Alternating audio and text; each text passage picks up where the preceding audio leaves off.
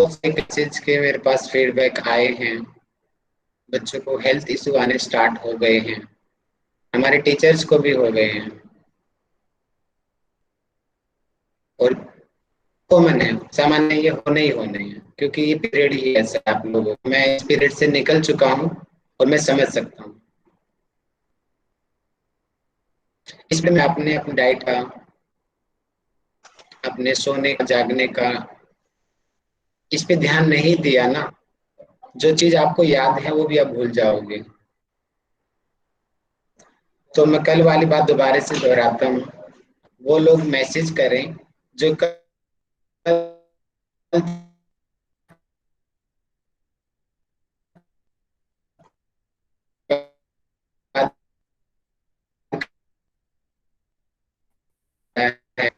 Rahul ji, voice break हो रही है, समझ नहीं आ रहा। Sir voice break. अच्छा, वॉइस ब्रेक हो रही है। आज पता नहीं यहाँ पे नेटवर्क कट रहा है बहुत। फोन के डाटा से कंटिन्यू किया मैंने।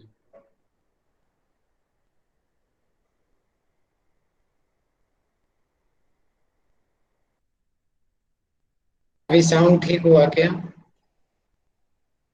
अभी हाँ आप जी, लोग जी सुन? सर, अभी हुआ। बेटर है। ठीक है। अच्छा, पहले का कुछ नहीं क्वालिटी भी समझ अच्छी हो आया गई ना? सर। अभी ठीक है, तो मैं दोबारा से रिपीट कर देता हूँ। हेलो, अभी सुन पा रहे हो ना? हाँ जी राहुल जी, ठीक है, ठीक है। अभी सुन पा रहे हैं।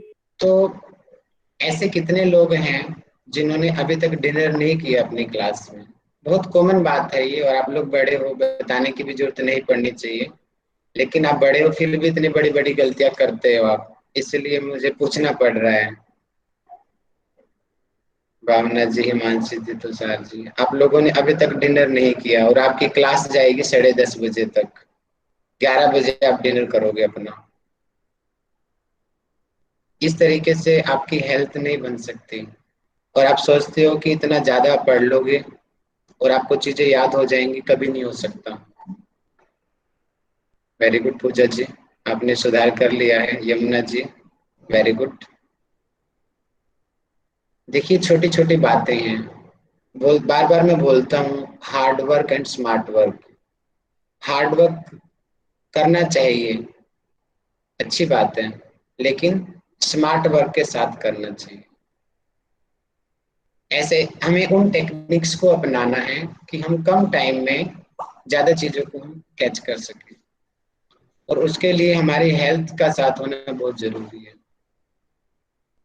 हमारे एक दो टीचर का बुरा हाल हो रखा है, उनकी आंखें बिल्कुल खराब हो गई है, स्क्रीन तक वो देख नहीं पा रहे हैं। कई हमारे आप जैसे स्टूडेंट्स हैं जो चेयर पे बैठ नहीं पा रहे हैं, हॉस्पिटल में चले गए हैं।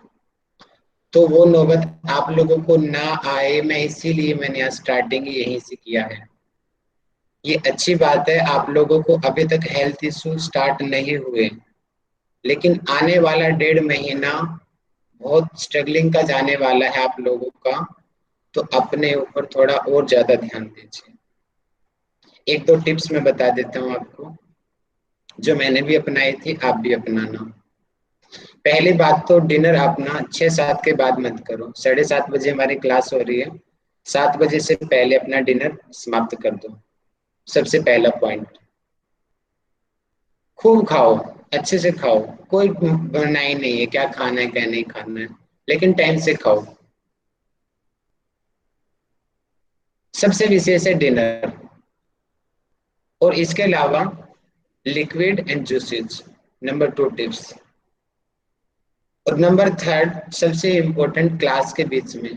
बहुत सारे बच्चे हैं, क्लास के बीच में मैंने जान मिनट के 5 मिनट का गैप दिया और फिर भी आप लोग अपनी चेयर पे बैठे रहे। कई लोग हैं ऐसे, ऐसा नहीं चलेगा। एक क्लास ओवर होती है, दूसरी क्लास में एंट्री करने के लिए कंटिन्यू 1 घंटे बैठोगे तो आपको बैक में बहुत ही इश्यू आने लगेंगे। जब भी आपको मौका मिलता है, अपना बैक नेक रोटेट करो, जिससे थोड़ा सा हमारा जो नर्वस सिस्टम है वो एक्टिव रहे, रुके ना, ब्लॉकेज ना आए। ये सबसे मेन पॉइंट है, आप लोग इन चीजों का थोड़ा थोड़ा ध्यान रखिए। और क्योंकि आंखों का आपका काम ज्यादा है ऑनलाइन का, उसके लिए नेचुरोपैथी में एक चिकित्सा भी की जाती है जिसको बोलते हैं ठंडे जल की पट्टी की चिकित्सा। मिट्टी तो उपलब्ध नहीं होगी, उसमें तो टाइम लगेगा, लेकिन क्योंकि आप सभी लोगों की आंखें हीट कर रही होंगी, मेरी तो बहुत करती थी, शायद आप लोगों की भी कर रही होगी। अभी अभी मैसेज करके बताइए, अभी पता चल जाएगा। आप में से कितने ऐसे लोग हैं जिनकी आंखें हीट कर रही हैं अभी? ईमानदारी से ऑनेस्टली बताना। सर मेरी तो बाईं आंख फड़कने लगती है सर। फड़कना अलग बात है, जो मैं भी कह रहा हूँ हीट करना है, लाल होना। देखिए आधी क्लास है, मुझे पता है भैया। देखिए आधी क्लास है, और जिनकी नहीं हुई है आने वाले 10 दिनों में शुरू हो जाएंगे हिट होने। अगर आप इन टिप्स को अपनाओगे, उससे आपकी क्या होगा, एफिशिएंसी बढ़ेगी। इसको स्मार्ट वर्क कहते हैं। आपकी हेल्थ भी बनी रहेगी और चीजें भी आपको जल्दी याद होंगी। मैं तो हॉस्पिटल में एडमिट हो गया था, मेरे साथ तो इतने हेल्थ इशू हो गए थे। मुझे पता है ना स्टडी का कितना बर्डन होता है। आप लोगों का मैं समझ सकता हूँ क्या, किस आप उससे जा रहे हो अभी, जिस पीरियड से आप लोग अभी हो। तो दिन में, सुबह या आफ्टरनून में कम से कम 20 मिनट आंखों पे ठंडी पट्टी रखो आप। उससे आपका माइंड भी रिलैक्स होगा, और उसके साथ साथ में आपकी आंखों का भी नुकसान नहीं होगा। ठीक है। सर एक टिप मैं बताऊं।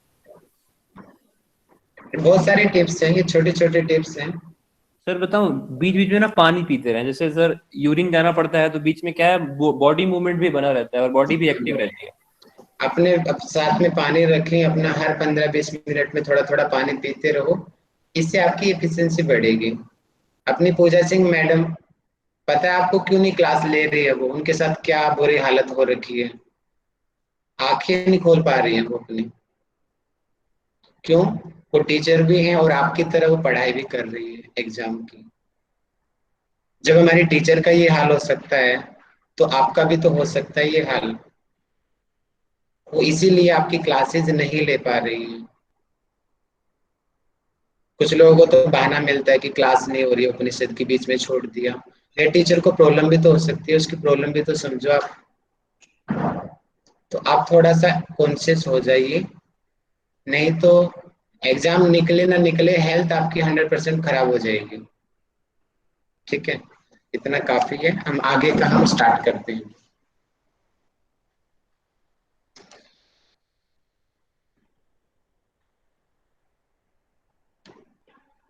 बता देंगे मेरी स्क्रीन आपको विजिबल है क्यों?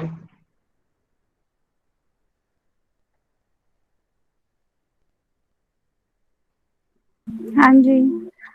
थैंक यू जी।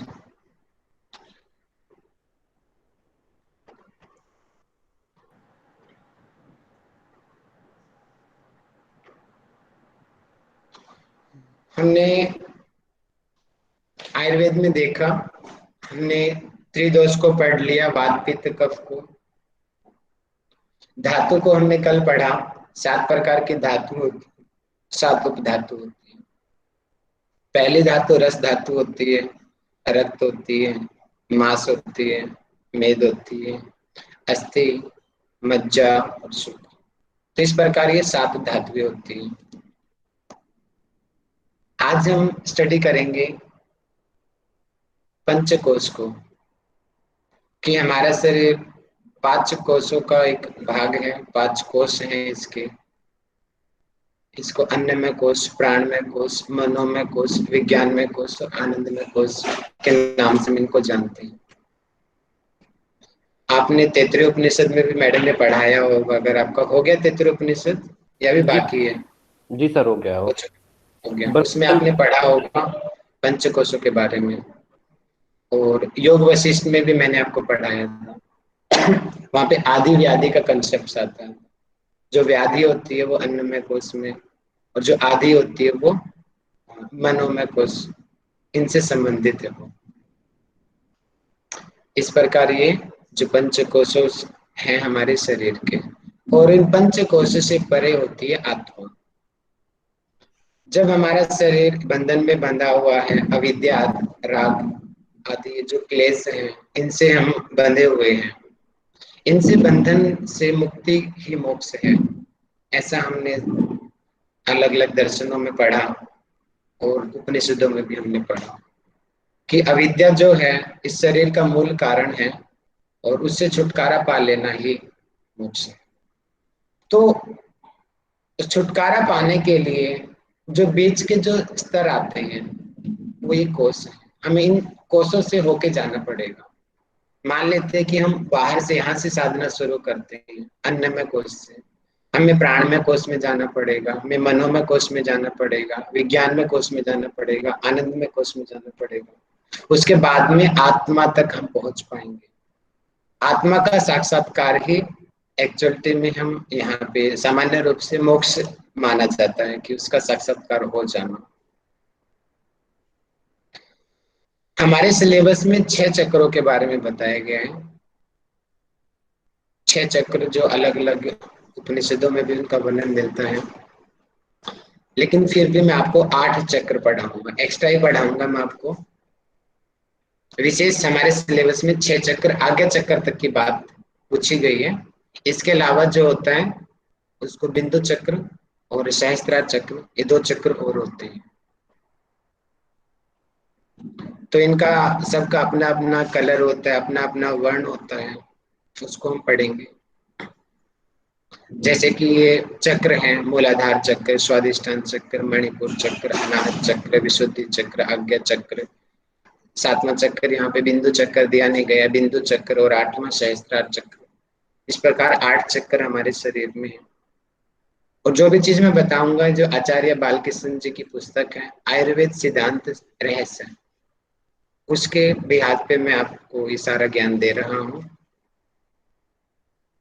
13 प्रकार की अग्नियां होती हैं। कल हमने जठराग्नि को पढ़ा था, आज हम धात्वाग्नि और भूताग्नि का अध्ययन करेंगे कि धात्वाग्नि क्या होती है और भूताग्नि क्या होती है। समय रहा तो हम टेस्ट के बारे में और डिटेल में जान लेंगे। जो टेस्ट हमने पढ़ा था कि मधुर, अम्ल, लवण, कटु, तिक्त, कसाई, पहले 3 जो हैं कफ को बढ़ाते हैं, कफ को कम करते हैं, पित्त को बढ़ाते हैं, कम करते हैं। अलग अलग मैंने आपको हिंट दे दिया है। अब हम डिटेल में मैं आपको ये टेस्ट पढ़ाऊंगा और यहाँ से हर बार क्वेश्चन आता है पेपर में। जो आज हम टॉपिक पढ़ने वाले हैं, यहाँ से हर साल क्वेश्चन बनता ही बनता है। तो आप लोग अच्छे से इसको देखेंगे और न कि सिर्फ एग्जाम की दृष्टिकोण से, बल्कि आप सभी योगा टीचर हो तो आपके डेली रूटीन में भी ये टॉपिक बहुत ज्यादा यूजफुल होने वाले हैं। तो इनका अच्छे से आप अध्ययन करें। हमने देखा कि शरीर का मूल क्या है कि दोष धातु मल मूलम ही शरीर। जो दोष है, धातु है, मल है, ये मूल है शरीर के, अर्थात इनसे मिलके हमारा शरीर बना है। 3 प्रकार के दोष, वात, पित्त, कफ। धातु 7 प्रकार की धातु। और जो मल, मल मुख्य रूप से पुरुष है, मूत्र है और पसीना है।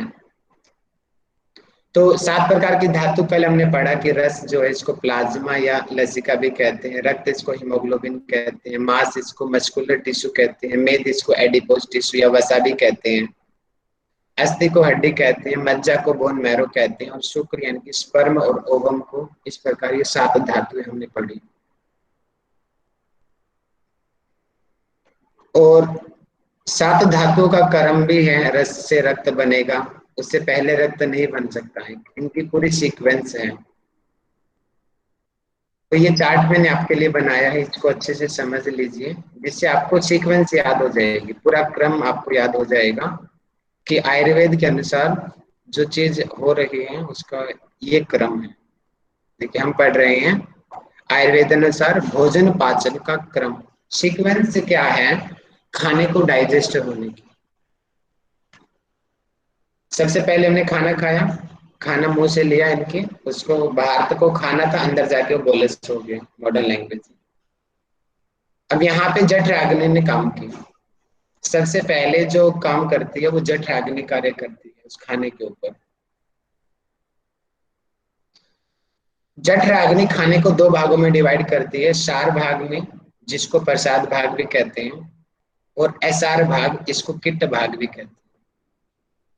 सार भाग उसको बोलते हैं जो हमारे ज्यादा जो खाने के अंदर जो न्यूट्रिशन होते हैं, जैसे कि iron, calcium, phosphorus, protein, vitamins, यानी कि जो मेन उसका निचोड़ है, मेन मेन जो चीजें हैं वो सार भाग में आती हैं, और ये कन्वर्ट हो जाता है रस के अंदर, रस धातु में कन्वर्ट हो जाता है। उस रस धातु के ऊपर ये भूताग्नियां काम करती हैं। भूताग्नियां यानी कि भूताग्नियां होती हैं, पंच महाभूत होते हैं, आकाश, वायु, अग्नि, जल और पृथ्वी। ये भूताग्नियां उस पर कार्य करेंगी, यानी कि जो खाना गया, मान लेते हैं कि ये खाना है, ये वाला, ये अंदर जाके यानी कि उसका अब्जॉर्प्शन हुआ हमारे इंटेस्टाइन में, इसको 5 भागों में बांट दिया गया। ठीक है, 5 भागों में बांट दिया गया। इसको मान लेते हैं ये स्काई एलिमेंट है, ये एयर एलिमेंट है, ये फायर एलिमेंट है, ये वाटर एलिमेंट है, और ये अर्थ एलिमेंट है। ये 5 भागों में हमारा खाना अंदर जाके डिवाइड हो गया। अब जो स्काई एलिमेंट है उसके ऊपर क्या करेगी, जो आकाशीय अग्नि है वो इस पे वर्क करेगी, और इसको आगे जाकर के इसका फिर जो निचोड़ होगा वो आगे जाएगा। यानी कि हर जगह पे जितनी भी अग्नियां होगी वो हर बार बार में सार और किट भागों में बढ़ते जाएंगी। ये समझ लेना, आगे भी जितनी भी अग्नियां काम करेंगी, हर चीज में से सार और किट निकलेगा। सार यानी कि उसका न्यूट्रिशन मेन पॉइंट, और किट यानी कि उसका वेस्टेज, अंत तक वेस्टेज निकलता रहता है। ऐसे ही आगे वायु के ऊपर वायु अग्नि कार्य करेगी, फायर के ऊपर जो है अग्नि जो कार्य करेगी, वाटर के ऊपर इसको आप्य अग्नि कहते हैं, जल अग्नि, वो कार्य करेगी। अर्थ के ऊपर पृथ्वी अग्नि कार्य करेगी। तो उसके बाद में खाने को 7 धातुओं में बदला जाता है। सबसे पहले रस धातु में बदली है। अब रस धातु के ऊपर ये 7 अग्नियां काम करेंगी। 7 अग्नियां, जैसे कि अग्नियों के नाम, जैसे भूताग्नियों के, भूतों के ऊपर भूताग्नियों का नाम पड़ा है, ऐसे धातुओं के नाम से ही धातु अग्नि का नाम पड़ा है। जैसे कि रस के ऊपर जो कार्य करेगी उसको रसाग्नि कहते हैं, रक्त के ऊपर जो कार्य करेगी उसको रक्ताग्नि कहते हैं, मांस के ऊपर कार्य करेगी मांसाग्नि, मेद के ऊपर कार्य करेगी मेदाग्नि, अस्थि के ऊपर कार्य करेगी अस्तिकाग्नि। ठीक है, इस प्रकार उसके नाम से ही अग्नियों के नाम भी है। और हर बार हर अग्नि से सार और किट भाग निकलेगा। सार यानी कि उसका जो निष्कर्ष है, निचोड़ है, न्यूट्रिशन है मेन उसका, और किट यानी कि उसका वेस्टेज है। तो इस प्रकार अलग अलग यहाँ से मल भी निकलेगा। और हमने कल मैंने पढ़ाया था आपको, सबसे जो बलशाली जो धातु है वो शुक्र है, सबसे कम बलशाली धातु है रस है। तो शुक्र के बाद में भी जो शुक्र पूरे हमारे खाने का निचोड़ हुआ ना, शुक्र का निचोड़ भी ओज है। ये कल मैंने पढ़ाया था आपको, ओज, जिसकी वजह से हमें उत्साह रहता है, हम तेजस्वी, बलशाली, मेधा बुद्धि, इस ओज की वजह से हम होते हैं। ओज 2 प्रकार का होता है, पर ओज और अपर ओज। पर ओज हमने पढ़ा था कि 8 बिंदु होता है, चरक संहिता में इसका वर्णन है। और अपर ओज आधा अंजलि होता है। अगर पर ओज अगर खत्म हो जाए तो हमारी तुरंत मृत्यु हो जाएगी, और इसका निवास स्थान हमारे हृदय में है। और ये आधा अंजलि है, और इसका निवास स्थान पूरे शरीर में फैला हुआ है अपरोज। अगर इसकी कमी हो जाएगी तो हमारे शरीर में मानसिक विकार आने लगेंगे, उत्साह की कमी हो जाएगी, कॉन्फिडेंस नहीं रहेगा हमें अपने ऊपर, और भी तरीके के मानसिक रोग हो जाएंगे अपरोज की कमी की वजह से। तो हमने पढ़ा कि जो मल होते हैं यहाँ से भी, यहाँ पहले भी मल निकलेंगे और हर अग्नियों के बाद में भी मल निकलेंगे। मुख्य जो मल होते हैं पुरुष यानी कि स्टूल, स्वेद यानी कि पसीना, मूत्र यानी कि यूरिन, मुख्य मल ये होते हैं। इसके अलावा भी मल होते हैं जैसे कि कान का मैल, आंखों का मैल, नाक का मैल, नाखून, बाल, जो भी शरीर से बाहर निकल रहे हैं उनको मल कहते हैं, जिनका कोई हमारे लिए यूज नहीं है, हमारे लिए वो एक्सक्रीटरी ऑर्गन में आते हैं वो चीजें। तो ये मैंने एक चार्ट के जरिए ओवरव्यू दिया आपको। अब थोड़ा सा मैं गहराई में पढ़ाता हूँ आपको। कल हमने जठराग्नि को स्टडी कर लिया। इसको पाचक अग्नि के नाम से भी जाना जाता है। इसका मुख्य स्थान हमारे स्टमक और पक्वाशय में इसका माना जाता है। ड्यूडेनम को मेन इसका माना जाता है। 4 प्रकार की इसकी अवस्थाएं होती हैं: विषमाग्नि, तीक्ष्णाग्नि, मंदाग्नि, समाग्नि। विषमाग्नि ये वात प्रकृति के लोगों में पाई जाती है। तभी तो जो वात प्रकृति के लोग होते हैं उनका खाना अनियमित होता है, क्योंकि कभी ये तेज हो जाएगी, कभी मंद हो जाएगी, कभी ये संतुलित हो जाएगी। तीक्ष्ण अग्नि ये पित्त प्रकृति के लोगों में पाई जाती है। इसीलिए पित्त प्रकृति के जो लोग होते हैं ज्यादा खाना खाते हैं फिर भी उनको डाइजेस्ट हो जाता है, कोई दिक्कत नहीं होती। मंदाग्नि ये कफ प्रकृति के लोगों में पाई जाती है, और इसीलिए कफ प्रकृति के थोड़े ढीले ढाले लोग होते हैं, आलसी टाइप के लोग होते हैं, और वो खाना भी लिमिटेड खाते हैं, बहुत कम खाना खाते हैं, सिलेक्टेड। समाग्नि ये जो समाग्नि उसमें रहती है जो साथ में जो प्रकृति होती है जिसको हमने पढ़ा था सन्निपातज प्रकृति, जो श्रेष्ठ योगियों में होती है, साधकों में होती है। उनको वो कुछ भी खा लो उनको हर चीज डाइजेस्ट हो जाती है, उसके अंदर समाग्नि पाई जाती है। भूताग्नि अभी मैंने बताया, पांच पांच महाभूत है हमारे: आकाश, वायु, अग्नि, जल और पृथ्वी।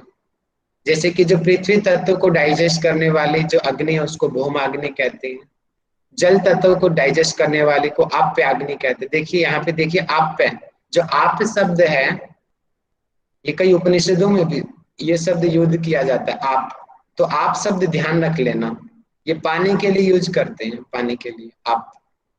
क्योंकि बाकी तो भूम, भूमि, वायु, वायव ये तो अंदाजा लगा लोगे, लेकिन कंफ्यूजन यहीं पे होती है। तो आप इसको अलग से याद कर लो, जो आप्य शब्द है ये पानी के लिए यूज किया जाता है।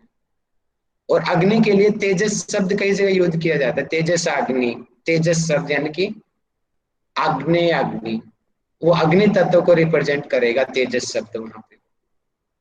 वायु अग्नि वायु तत्व को डाइजेस्ट करती है। आकाश तत्व का जो होगा जो खालीपन उसको आकाश अग्नि डाइजेस्ट करेगी। तो एक जठराग्नि होगी, 5 भूताग्नि होगी, तो 6 अग्नियां हो गई है। और भूताग्नियों का समूह, इसका स्थान भी बताया है। भूताग्नि कहाँ पे होती है? ये हमारे लीवर में होती है, इसीलिए लीवर की इतनी ज्यादा इंपॉर्टेंस है। मतलब कि खाना जो हमारा इंटेस्टाइन में जाएगा तो उसके बाद में वो लीवर में जाता है, और लीवर में ये भूताग्नियां कार्य करती है, और उसके बाद में रस अग्नि कार्य करेंगे। ठीक है, तो स्पष्ट लिखा है कि लीवर पाचन तंत्र में विद्यमान अग्नियों की सहायता से भोजन 5 श्रेणियों में बट जाता है। यानी कि खाना खाया और 5 एलिमेंट्स में वो डिवाइड हो गया, और उसके बाद में अलग अलग महाभूत के अकॉर्डिंग ये अग्नियां काम करेगी और उससे शरीर का पोषण होता है। अब हम पढ़ते हैं धात्वाग्नि, यानी कि जो धातुओं का पोषण करें उनको धात्वाग्नि कहते हैं। देखिए, जठराग्नि और भूताग्नि की सहायता से, इसका मतलब इनके बाद आएगी, क्रम आप जान लीजिए, पहले जठराग्नि आएगी, उसके बाद भूताग्नि कार्य करेगी, उसके बाद में धात्वाग्नि कार्य करती है।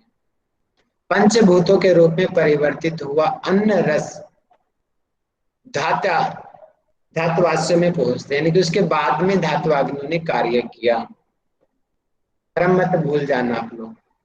7 प्रकार की धातु हैं, तो रस को जो डाइजेस्ट करेगी उसको रसाग्नि कहते हैं, जो रक्त को डाइजेस्ट करेगी रक्ताग्नि कहते हैं, मांस को डाइजेस्ट करेगी मांसाग्नि कहते हैं, मेद यानी कि जो एडिपोज टिश्यू है उसको डाइजेस्ट करेगी मेदाग्नि कहते हैं, अस्थि को डाइजेस्ट करने वाले अस्त्याग्नि कहते हैं, मज्जा को डाइजेस्ट करने वाली मज्जाग्नि कहते हैं, और शुक्र यानी कि जो पुरुषों में शुक्र अग्नि कहते हैं, और महिलाओं में रजाग्नि इसको कहा जाता है। ये हमने पढ़ लिया, इसमें तो कंफ्यूजन नहीं होना चाहिए। और अब हम आगे बढ़ते हैं। धातुओं के मूल रूप से 3 भाग होते हैं। इस चीज को जान जाना, तभी आपको आगे का प्रोसेस समझ आएगा। धातुओं के मूल रूप से 3 भाग होते हैं। पहला स्थूल, दूसरा सूक्ष्म और तीसरा मल। तो मैं बता रहा था ना, हर जगह पे मल बनेगा, मल बनेगा। अब मुझे माइक खोल के बताइए कोई, धातु और उपधातु में अंतर क्या है? धातु से धातु का धातु जो है निर्माण किया जा सकता है। उसका क्लासिफिकेशन और नहीं होता है। Very good. धातु जो होते हैं, देखो शरीर को धारण करेगा उसको धातु कहते हैं। वो शरीर को धारण तो करती हैं लेकिन आगे फॉर्मेशन नहीं करती किसी और का। जैसे कि इसमें इसका जो सूक्ष्म भाग है ये वाला, ये उपधातु में नहीं होता, तभी तो वो उपधातु है। लेकिन मुख्य धातुओं में ये होता है सूक्ष्म वाला। इसका कार्य होता है कि अगली धातु का निर्माण करना। सूक्ष्म भाग, स्थूल भाग का काम होता है उसी धातु का पोषण करना। जैसे कि रस है, रस धातु है। अब रस धातु पहले तो अपने आप को पालेगी ना। जैसे कि मैं अगर कुछ कमा रहा हूँ, पैसे कमा रहा हूँ, जॉब कर रहा हूँ, पहले तो मैं खुद खाऊंगा ना, मुझे भूख लगेगी, पहले मैं अपने शरीर का पोषण करूंगा, उसके बाद में मेरे जो दूसरे साथी हैं मैं उनकी सहायता करूंगा, अपने परिवार की हेल्प करूंगा। ठीक वही भाग यहाँ पे लगेगा कि जो भी जो धातु है पहले वो खुद का पोषण करेगी अपने आप का, उसके बाद में वो अगली धातु का पोषण करेगी। जैसे कि रस धातु है, पहले तो रस धातु अच्छे से खुद बनेगी, स्ट्रॉन्ग हो जाएगी। ये स्थूल भाग जो होगा वो अपने रस धातु को पक्का कर देगा। उसके बाद में सूक्ष्म भाग क्या होगा, बोलेगा हाँ अपना तो अब स्ट्रॉन्ग हो गया, अब इसके बाद में अगली धातु का निर्माण किया जाए। तो रस के बाद में फिर अगली धातु बनेगी रक्त, और ठीक यही प्रोसीजर फिर रक्त में भी बनेगा। और इसी प्रकार मल भी बनता है, हर धातु से वेस्ट बनता है। तो रक्त में भी क्या होगा, रक्त धातु का स्थूल भाग पहले कहेगा कि मैं खुद बनूंगा, तो स्थूल भाग रक्त को ही पोषित करेगा। उसके बाद में स्थूल कहेगा हाँ मैं खुद तो पोषित हो गया, अब इसके बाद में अगली धातु का बनाया जाए। तो रक्त के बाद में क्या आएगी, मांस। फिर मांस धातु का निर्माण रक्त धातु के सूक्ष्म भाग से होगा और वहां से फिर मल भी निकलेगा। तो इस प्रकार ये प्रोसीजर हर धातु में सेम यही नियम लगेगा। स्थूल भाग, सूक्ष्म भाग और मल भाग। स्थूल भाग से वो अपने आप का पोषण होगा, सूक्ष्म भाग से अगली धातु का फॉर्मेशन होगा, और मल भाग वेस्ट होगा, वो वेस्ट निकलता जाएगा। मल तो सिर्फ एक्सक्रिएशन का ही है ना, बाहर निकलने का काम है। अब ये जानते हैं कि कौन सी धातु से किस धातु का पोषण होता है और कौन सा वेस्टेज निकलता है, इन 3 चीजों को जानते हैं। देखिए जो रस धातु है, पहले हम इन कॉलम को पढ़ेंगे, उपधातु को बाद में पढ़ेंगे, ठीक है। पहले हम इनको कॉलम, इनको पढ़ लीजिए। रस धातु मैंने बताया ना, स्थूल भाग पहले अपने ही पोषण करेगा, वो रस धातु का ही पोषण करेगा, और सूक्ष्म भाग बाद में कहेगा रस धातु का पोषण हो गया तो अगली धातु का फॉर्मेशन किया जाए। और इस दौरान कफ जो मल है उसका निर्माण होता है। अब यहां से देखिए अगली धातु बन गई, ये आ गई अगली धातु, ये आ गई, ठीक है, रक्त बन गया। अब रक्त धातु के ऊपर रक्ताग्नि ने कार्य किया, रक्ताग्नि ने कार्य किया, तो इसमें 3 केस बनेंगे। स्थूल भाग जो होगा वो रक्त धातु का पोषण करेगा, उस जो सूक्ष्म भाग होगा वो मांस धातु का पोषण करेगा, और इससे जो वेस्ट निकलेगा उसको पित्त कहते हैं। यानी कि पित्त किसका वेस्ट हुआ, रक्त धातु का वेस्ट हुआ। कफ किसका वेस्ट हुआ, रस धातु का वेस्ट हुआ। रस धातु पे जब रस अग्नि ने कार्य किया तो कफ मल बना। रक्त धातु पर जब रक्त अग्नि ने कार्य किया तो पित्त कफ, पित्त जो है मल बना। और ये अगली मांस धातु का फॉर्मेशन यहाँ पे हो गया, ये मांस धातु यहाँ पे आ गई है। अब ठीक ये सारा मेथड इसी प्रकार चलता रहेगा। इससे ये पहले अपने आप का पोषण करेगी, फिर अगली धातु का फॉर्मेशन होगा। और मांस धातु से नाक और कान का मल बनता है। नाक के अंदर जो निकलता है ना कफ, नाक का जो मल होता है, कान के अंदर जो मल होता है, वो मांस धातु से बनता है अकॉर्डिंग टू आयुर्वेद। अब मेद, मेद से क्या होगा, पहले अपना पोषण करेगा, उससे अस्थि धातु का निर्माण होगा और इसका जो मल होगा वो पसीना कहते हैं उसको, श्वेत। पसीने का जो निर्माण है वो मेद धातु पर जो हमारी मेदाग्नि जो कार्य कर रही है उससे पसीने का निर्माण होता है। अब मेदाग्नि पे इससे अस्थि धातु का निर्माण हुआ।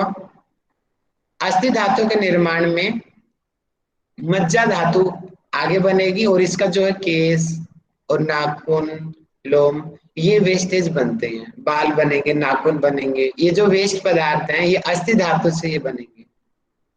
मज्जा यानी कि बोन मैरो, यहाँ से बोन मैरो बन गई अस्थि के बाद में। अब मज्जा पे मज्जा अग्नि कार्य करेगी और शुक्र धातु का निर्माण होगा और इसका जो वेस्ट होगा नेत्रमल, त्वचा का स्नेह यानी कि स्किन के ऊपर जो स्नेह यानी कि जो चिकनाहट होती है वो भी मल ही है, वो मज्जा धातु से बनती है।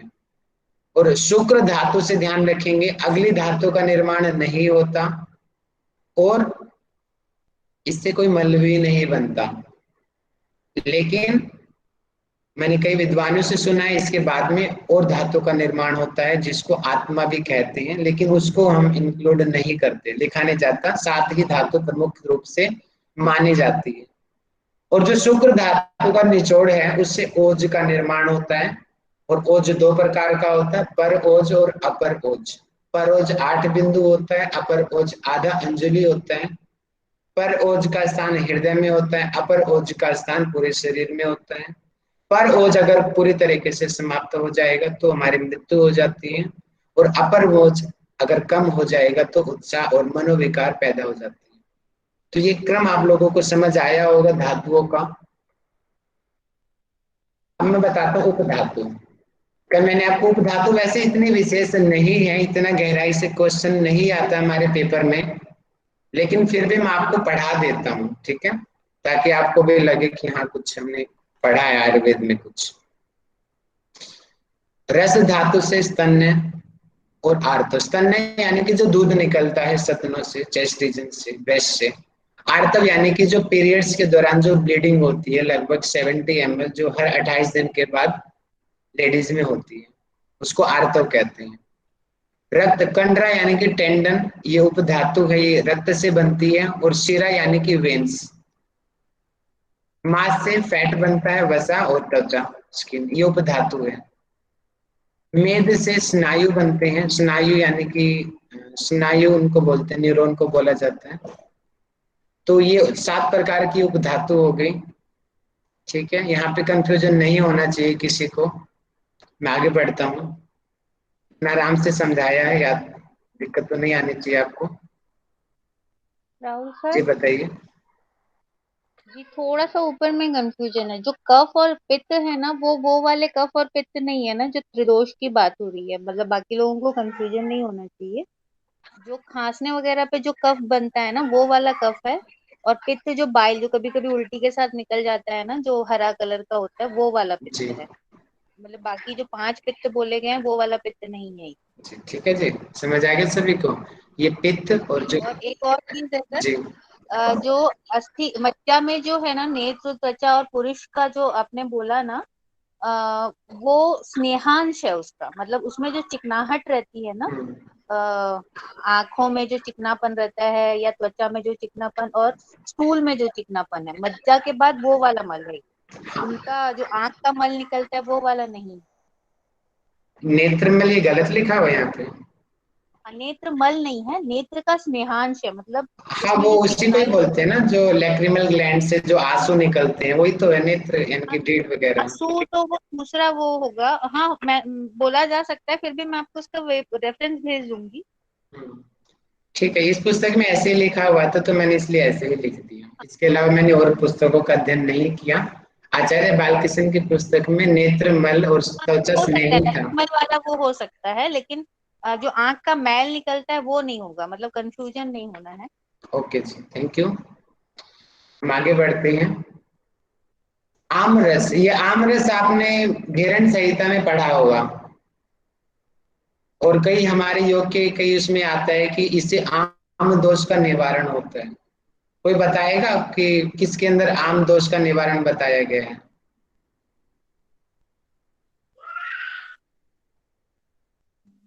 जब आप घेरन संहिता में वो पढ़ेंगे ना, सर ये उज्जाई प्राणायाम।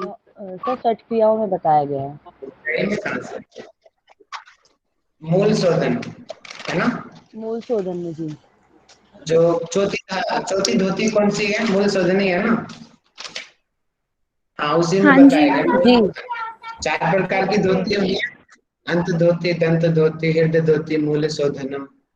जो शोधन जो धोती बताई गई है वहां पे, मूल का शोधन करना, उसमें क्या करते हैं, उसमें या तो उंगली को डाला जाता है, या फिर जो हल्दी की डंडी होती है उसको एनएस के भाग में डाला जाता है। उससे उसमें वहां पे लिखा हुआ है स्पष्ट, उससे आम दोष का निवारण होता है। आम दोष को आप समझ जाइए अब क्या होता है, यहाँ पे डिटेल में मैं बता रहा हूँ। जठर अग्नि या धातु अग्नियों में से किसी भी अग्नि के मंद होने पर, मतलब कि जो पूरा प्रोसीजर था, अगर एक अग्नि भी गड़बड़ हुई तो आगे वाले सारा प्रोसीजर गड़बड़ हो जाएगा, और जिसकी वजह से खाना ठीक तरीके से नहीं पचता। यानी कि वो अधपचा जो खाना होता है, जो अपक्व रस होता है, उसी को ही आम या फिर आम रस कहते हैं। मतलब कि अग्नियों की मंदता की वजह से, ठीक तरीके से कार्य न करने की वजह से जो खाना बीच में रुक गया, वो रस आधा रुक गया, उसी को ही आम रस कहते हैं। बुक में अमाजीर्ण वर्ड यूज किया हुआ है। अमाजीर्ण, वो अजीर्ण अलग है। अमाजीर्ण शब्द है वहां पे, ये आम है और अजीर्ण है, उसकी वजह से अजीर्ण, यानी कि अजीर्ण में क्या होता है, इंडाइजेशन की प्रॉब्लम कोई तो कहती है ना। आयुर्वेद के अनुसार जरावस्था या वृद्धावस्था का मूल कारण ये अग्नियां हैं। जरा यानी कि वृद्धावस्था को जरावस्था कहते हैं। और हम मुद्रा में भी पढ़ते हैं कि मुद्रा का अभ्यास करने से जो है जरावस्था नहीं आती है। सामान्य रूप से युवावस्था में, बाल्यावस्था में जठराग्नि प्रदीप्त रहती है। अग्नि हमारी अच्छी होती है, हम कुछ भी खा लेते हैं, सब हमें हजम हो जाता है, लेकिन बूढ़े लोगों को नहीं होता। लगभग 60 साल के बाद में उनकी जो शरीर की जो अग्नियां हैं वो कमजोर मंद हो जाती है, जिसकी वजह से क्या होता है, उनके शरीर को जो पूरी तरीके से, अब अग्नियों में हमने पढ़ा ना, न्यूट्रिशन जो मिल रहा है वो शुक्र तक नहीं पहुंच पाता, जिसकी वजह से उनका शरीर में बल की कमी आ जाती है और धीरे धीरे उनका शरीर बूढ़ा हो जाता है।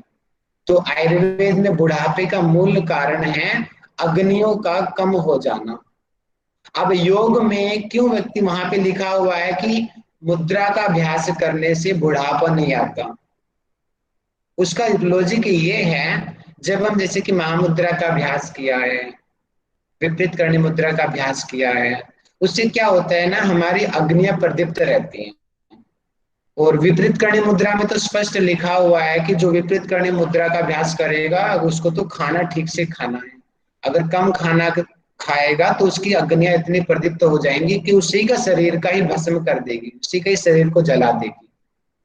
तो मुद्राओं का अभ्यास करने से, और भी कई आसन, प्राणायाम, अग्निसार क्रिया, इनका अभ्यास करने से ये अग्नियां प्रदीप्त होती हैं, जिसकी वजह से योगियों को बुढ़ापा कम आता है। कम बोला है मैंने, आएगा अपने समय पर, लेकिन कम आएगा औरों के मुकाबले। इसीलिए बोलते हैं कि जो योगाभ्यासी होते हैं वो वृद्ध नहीं होते, क्योंकि उनकी अग्नियां प्रदीप्त रहती हैं। ये शब्द पेपर में पूछा जा सकता है, आप खाली इतना ध्यान रखिए, त्रिदंडवत में क्या आता है? शरीर आएगा, मन आएगा और आत्मा आएगा। मतलब कि तीनों एक दूसरे के सपोर्टिंग है, एक भी गायब हो गया तो काम नहीं चलेगा। जैसे कि इस टाइप का आपने स्ट्रक्चर देखा होगा सामान्य रूप से, जब हम जैसे कि हमारे गांव में भी यूज करते थे इस टाइप का, ऐसे कुछ बना करके यहाँ पे कुछ रख देते थे ऊपर, ऐसे 3 डंडे से लगा देते थे, और तीनों डंडे एक दूसरे के सहारे से गिरते नहीं थे। जब हम होली भी जलाते हैं, आप लोग भी इस तरीके से ऐसे लकड़ियों को आपस में एक दूसरे के सामने लगाते हो ना, ऐसी लकड़ियां ऊपर भी उठ जाती हैं और गिरती भी नहीं है, खेतों में मतलब कि एक दूसरे को सहारा देती हैं वो। ठीक इसी प्रकार जो शरीर है, मन है और जो आत्मा है, ये तीनों त्रिदंडवत का कार्य करेंगे, तीनों एक दूसरे का सहयोग करेगी। जैसे कि अगर ये 3 डंडे हैं, अगर मैं एक डंडे को हटा दूं तो दोनों डंडे नीचे गिर जाएंगे। इसी प्रकार शरीर का अपना महत्व है, मन का अपना महत्व है, आत्मा का अपना महत्व है, तीनों एक दूसरे को सपोर्ट करेंगे। तीनों में से एक भी नहीं रहा तो बाकी भी अपने आप ही गिर जाएंगे, इसीलिए इसको त्रिदंडवत कहा गया। ये शब्द याद कर लेना, त्रिदंडवत।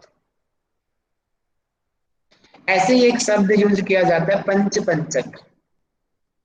पंच पंचक में आप याद कर लेना कि इसमें इंद्रियों से संबंधित है, कि जिन इंद्रियों आदि पर मानव के ज्ञान व कर्म आधारित है। पंच ज्ञान इंद्रिय आपको पता ही है, इन्हें कोई पंच पंचक कहते हैं। और इसमें आप ध्यान कर लेना, 5 को गुलाई कर देना तो 25 तत्व होते हैं इसमें। देखिए तत्व कैसे होते हैं। ये मुख्य इंद्रिया होगी हमारी, कान है, त्वचा है, आंख है, जीवा है, नासिका है। इसके द्रव्य है, इसको पंच महाभूत कहते हैं, आकाश वायु अग्नि जल पृथ्वी।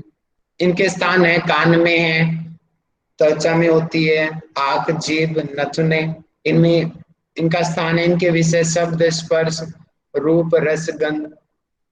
इनकी बुद्धियां होती हैं अपनी अपनी, जिनकी वजह से कार्य करती है। तो कान को जिसको श्रोत्र बोलते हैं उसको श्रोत्राग्नि, स्पर्श बुद्धि, सॉरी श्रोत्र बुद्धि, स्पर्श बुद्धि, चक्षुर बुद्धि, रस बुद्धि, घ्राण बुद्धि। तो इतना डिटेल तो नहीं आएगा, आप सिर्फ इतना ध्यान रखेंगे पंच पंचक संबंधित है हमारे ज्ञान इंद्रियों से, और इसमें 25 तत्व होते हैं, ये जरूर याद कर लेना।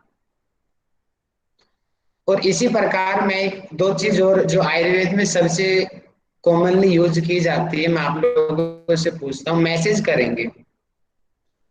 एक त्रिकुट शब्द यूज किया जाता है, कोई मैसेज में बताओ त्रिकुट शब्द में क्या क्या चीजें आती हैं। इस टाइप के कभी कभी पूछे जा सकते हैं पेपर में। त्रिकुट शब्द जो आयुर्वेद से संबंधित है उनको पता होगा, जैसे त्रिफला होती है ना, ऐसे त्रिकुट होता है। किसी का भी मैसेज नहीं आ रहा। नीरज जी गलत है, और कोई बताएं।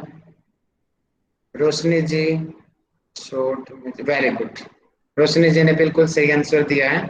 मोना जी आप तो कहीं और ही चले गए। काली मिर्च पिपली शॉर्ट। शुभम जी बहुत बढ़िया। सर थोड़ा सा कंफ्यूजन हो गया। शॉर्ट, काली मिर्च और पिपली, ये 3 चीजें यूज की जाती हैं। इन तीनों का मिश्रण होता है, उसको त्रिकुट बोलते हैं। और ये हमारी इम्यूनिटी के लिए बहुत ज्यादा यूजफुल होती है। तीनों चीजें इम्यूनिटी को बढ़ाती है। आयुर्वेद में यूज किया जाता है इन चीजों को, ज्यादातर यूज किया जाता है ब्लड रिलेटेड प्रॉब्लम्स के लिए, और हमारे कफ की प्रॉब्लम को, अस्थमे की शिकायत में इसको यूज करते हैं। त्रिकुट को, त्रिकुट का पाउडर आता है मार्केट में। अच्छा, एक मैं नॉर्मल कॉमन पूछ रहा हूँ, त्रिफला, त्रिफला में क्या क्या होती है, मैसेज करो। त्रिफला में कौन कौन से फल होते हैं? कॉमन है, पूछा भी जा सकता पेपर में, ये चीज तो सामान्य सी है। वेरी गुड स्वाति जी, रोशनी जी, पूजा जी। माइक खोल के बताइए पूजा मिश्रा जी। अब मेरे घर में भी खाते हैं इसको, तो आंवला, बहेड़ा और एक कृतिका, मेरे को समझ में नहीं आता बट ऐसे ही कुछ बोलते हैं, घर में यूज करते हैं। हरड़े, हरड़े, हरड़े बोलते हैं उसको सामान्य। भेड़ा है सर। हरड़ सामान्य रूप से हरड़ कहते हैं, छोटी हरड़, बड़ी बड़ी हरड़ ऐसे। तो ये 3 नाम याद कर लेना, आंवला, हरड़ और बहेड़ा। ये 3 फल होते हैं। इन 3 फलों का मिक्स यूज किया जाता है। अलग अलग इनकी मात्रा होती है, वो मात्रा इनकी 1:4 इस तरीके से रेशो होती है इनकी। तो उसका जो पाउडर का जो मिक्सचर होता है उसको त्रिफला कहते हैं। ठीक है, इन दो शब्दों को याद रख लेना आप लोग, ये आयुर्वेद में कॉमन है ये चीजें। तो अब हम पढ़ते हैं पंचकोश के बारे में। पंचकोश जो मैंने डायग्राम से भी आपको बताया था, एक बार दोबारा दिखा देता हूं। ये रहा पंचकोश कि शरीर का आवरण है, ये लेवल है जाने के लिए। सबसे बाहर का कोष कौन सा है? अन्नमय कोष। उसके बाहर का कौन सा कोष है? उसके अंदर जाने के बाद में प्राणमय कोष। उसके अंदर कौन सा कोष है? मनोमय कोष। उसके बाद में कौन सा कोष है? विज्ञानमय कोष। उसके बाद में कौन सा कोष है? आनंदमय कोष। तो ये इस प्रकार 5 कोषों की सीक्वेंस आप याद कर लेना। और इन कोषों का वर्णन इसके अलावा योग वशिष्ठ में किया गया है, और तैत्तिरीय उपनिषद में तो विशेष रूप से किया गया है। ये पेपर में पूछा भी गया था एक बार कि किस उपनिषद में पंचकोशों का वर्णन किया गया, तो तैत्तिरीय उपनिषद में यूज किया गया है। और कुछ विद्वानों का मानना है, मेरे पास पुस्तक है नहीं, मैंने किसी साथी को दे दिया, तो कई जगह पे लिखा हुआ है कि छांदोग्य उपनिषद में भी पंचकोश का वर्णन है। तो 2 उपनिषद हो गए, तैत्तिरीय उपनिषद, विशेष रूप से तैत्तिरीय उपनिषद याद रख लेना, और कुछ विद्वान छांदोग्य उपनिषद में भी बोलते हैं। ये पंचकोश हो गए। ठीक है, आगे हम बढ़ते हैं। अब पंचकोशों को मैं गहराई से आपको पढ़ाता हूं। आयुर्वेद में तो पंचकोशों को इतना ज्यादा नहीं माना जाता, लेकिन योग में इसकी बहुत ज्यादा महत्वता है, और हमारी सिलेबस में भी है, इसीलिए मैंने ये टॉपिक लिया है। 7th यूनिट में आप देखेंगे पंचकोश स्पष्ट लिखा हुआ है कि अविद्या आदि जो क्लेश हैं उनकी वजह से हम अज्ञान के बंधनों में, शरीर रूपी बंधन में बंध जाते हैं, और आत्म दर्शन के लिए हम योग साधना करते हैं, आत्म साक्षात्कार के लिए। और आत्म साक्षात तक पहुंचने के लिए बीच का जो हमें जो लेवल्स हैं उनको क्रॉस करके जाना है, उन्हीं को ही पंचकोश कहते हैं। हमें इन लेवल्स को क्रॉस करना है। जब इन लेवल पे हम क्रॉस करेंगे, पहले अन्नमय कोश, बाह्य स्थूल शरीर को भेदेंगे, उसके बाद में प्राणमय कोश, प्राणों तक हम जाएंगे, मन तक जाएंगे, बुद्धि तक जाएंगे, और अंत में आनंद तक जाएंगे। आनंद के बाद में सबसे जो अंत में फिर हमें आत्मा का साक्षात्कार होगा। आत्मा इन पंच कोशों से परे है। तो इसका सही मिलान पूछा जा सकता पेपर में, ज्यादातर तो सही मिलान ही आएगा हमारे पेपर में। आनंदमय कोश अन्न प्रधान है, प्राणमय कोश प्राण प्रधान है, मनोमय कोश मन प्रधान है, विज्ञान में ध्यान रखना बुद्धि, ये चीज अलग से हटके है यहाँ पे, क्योंकि बाकियों में तो नेम के अंदर ही छिपा हुआ है, बुद्धि इसमें नहीं है विज्ञान में। तो बुद्धि जो संबंधित है विज्ञान में कोश से संबंधित है, और जो आनंदमय कोश है वो आनंद प्रधान है। अब इसमें जो कार्य क्या क्या है इसको भी देख लीजिए। अन्नमय कोश क्या होता है? उचित आहार विहार से, और इसका संबंध आसनों से द्वारा, यानी कि आसन का संबंध किससे है? अन्नमय कोश से। प्राणायाम का अभ्यास किससे संबंधित है?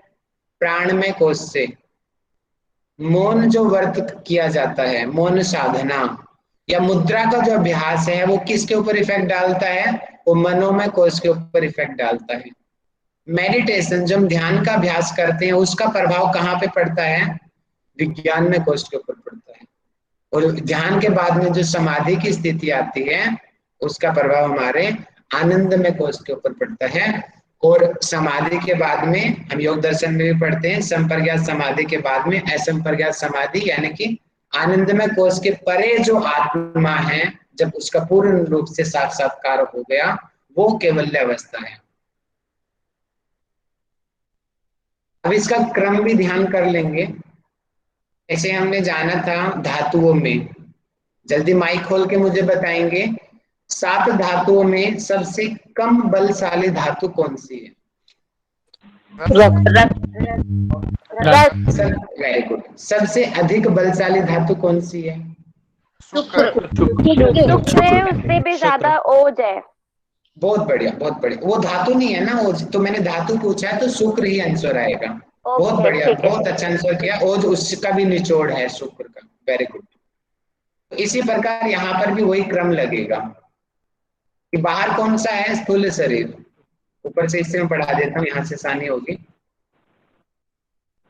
स्थूल शरीर ज्यादा स्थूल है, इससे सूक्ष्म है प्राणमय कोश, इससे सूक्ष्म यानी कि छोटा मनोमय कोश, उससे सूक्ष्म है विज्ञानमय कोश, और उससे भी सूक्ष्म है आनंदमय कोश। ये क्रम याद कर लेंगे। अगर ऐसा एग्जाम में पूछा जाता है कि सबसे सूक्ष्म कौन सा है, तो आनंदमय कोश सबसे सूक्ष्म कोश है, और सबसे स्थूल कोश कौन सा, अन्नमय कोश, और मध्य स्तर का मनोमय कोश। तो कैसे भी एग्जाम में पूछा जा सकता है। या फिर मुद्रा का संबंध किससे है, मनोमय कोश से। ध्यान का संबंध किससे है, विज्ञानमय कोश से। बुद्धि का संबंध किससे है, विज्ञानमय कोश से। प्राणायाम का संबंध किससे है, प्राणमय कोश से। इस तरीके से ये क्वेश्चन एग्जाम में आ सकते हैं। यहाँ पे मैंने खाली छांदोग्य मेंशन किया है क्योंकि उस पुस्तक में सिर्फ छांदोग्य था, लेकिन उससे भी ज्यादा अच्छा है तैत्तिरीय उपनिषद। तो आप लिख लेना अलग से, मैं स्टार्टिंग तैत्तिरीय लिख दिया। तैत्तिरीय उपनिषद में विशेष रूप से पंचकोशों का वर्णन मिलता है।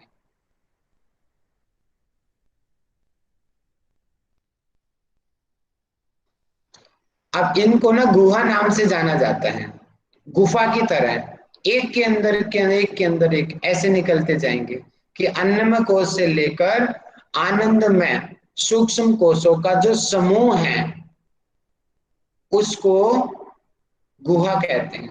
मतलब कि लेयर, कि देखिए ये सबसे छोटा, ये उसके बाद, अब उसके बाद, ठीक है। ये ऊपर पेन चल नहीं रहा है, चलेगा, ठीक है। इस प्रकार ये लेयर्स हो गई है। 4 हो गया, 5 हो गया।